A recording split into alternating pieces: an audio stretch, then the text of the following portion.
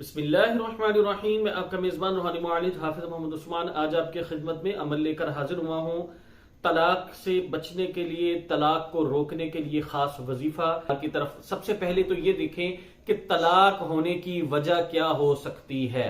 सबसे पहले वो मेरी बहनें जिनकी शादियों में ताखीर हुई है, 95% उनको तलाक होती है। उसके पीछे वजह क्या होती है कि जो असरात, जो जादू, जो जिन, जो नजर, जो हसद आपकी शादी नहीं होने दे रहा था, शादी के ऊपर बंदिश लगा रहा था, आपके रिश्तों पर बंदिश थी, या आपकी जो आने वाले लोग हैं उनके ऊपर बंदिश लगाता था, अगर आपने वजाइफ कर करके वो रास्ता निकाल लिया कि निकाह होके आप अपने घर चली गई, तो वो अब आपके ऊपर वो जो मुसल्लत चीजें थी वो दोबारा मुसल्लत होगी और आपका घर बर्बाद करना चाहेंगी और आपको वो बर्बाद करके छोड़ेंगे।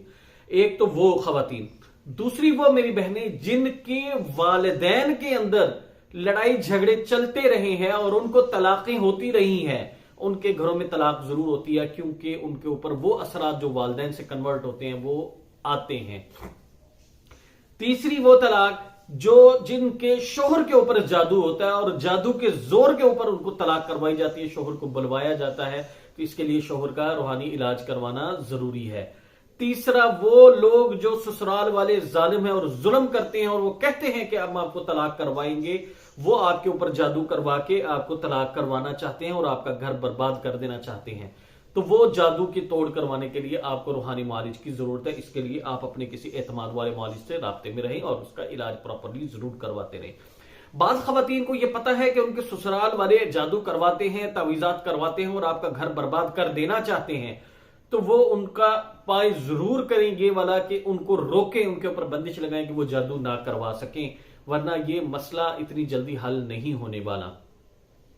मैं अपनी उन बहनों की खिदमत में वो वजीफा पेश करने लगा हूं जिससे उनकी तलाक का मसला इंशाल्लाह ताला हल हो जाएगा। जिससे शोहर की इंशाल्लाह जुबान बंद हो जाएगी और इंशाल्लाह तलाक के मामला जो है वो बेहतर हो जाएंगे। इसके लिए आपने क्या करना है कि आपने किसी भी नमाज के बाद अलावा जो मखसूस अय्याम में कुरानी अमल नहीं करते हैं, इसके लिए आपने क्या करना है कि आपने रोजाना किसी भी वक्त किसी भी नमाज के बाद अव्वल आखिर 3 मरतबा दुरूद शरीफ और 100 मरतबा आपने आयत पढ़नी है। फ़इन तवल्लौ फ़कुल हस्बी अल्लाहु ला इलाहा इल्ला हुवा अलैहि तवक्कलतु व हुवा रब्बुल अर्शिल अज़ीम। इसको आपने पढ़ना है 100 मरतबा। पढ़ने के बाद आपने इसको पानी पर और चीनी पर दम करके अपने शोहर को जरूर खिलाना पिलाना है और खुद आपने खिलाना। लेकिन पढ़ते वक्त क्या होता है कि पढ़ते वक्त आपके ये जहन में तसव्वुर होना चाहिए कि मेरी तलाक रुक जाए और इसके जो असबाब हैं तलाक के वो भी खत्म हो जाएं।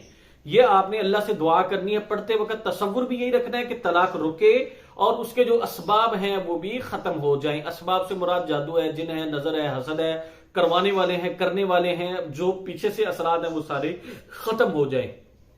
इसके लिए आपने वो पानी जो दम करना है वो आपने खुद भी पीना है और अपने शोहर को भी पिलाना है। आप बड़ी बोतल दम कर लें पानी की, बड़े जो भी आपके पास बर्तन हो उसको दम कर लें। आप वक्तन फवक्तन उस पानी को पीती रहें और जब भी पानी पिए उसके बाद अल्लाह से दुआ करनी। जब भी शोहर पानी पिए आपने अल्लाह से दुआ करनी है कि या अल्लाह ये मैंने तदबीर कर ली है, इसकी बरकत से मेरी तलाक को रोक दीजिए और मेरे शोहर के दिल में नरमी फरमाइए और उसके तलाक होने के तमाम असबाब को खत्म फरमा दीजिए।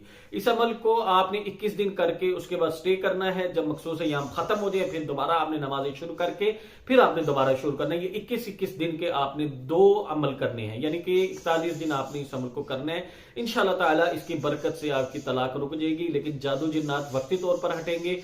आपने इसका इलाज जरूर करवा लेना है अपने किसी भी रूहानी मुआलिज से। अगर आपको हमारे बताए हुए वज़ाइफ से फायदा होता है तो हमारी वीडियोस को ज्यादा से ज्यादा शेयर करें और उन लोगों तक पहुंचाने की कोशिश करें जिनको इन आमाल की जरूरत है। जज़ाकुमुल्लाहु खैर। अस्सलाम वालेकुम व रहमतुल्लाहि व बरकातुहू।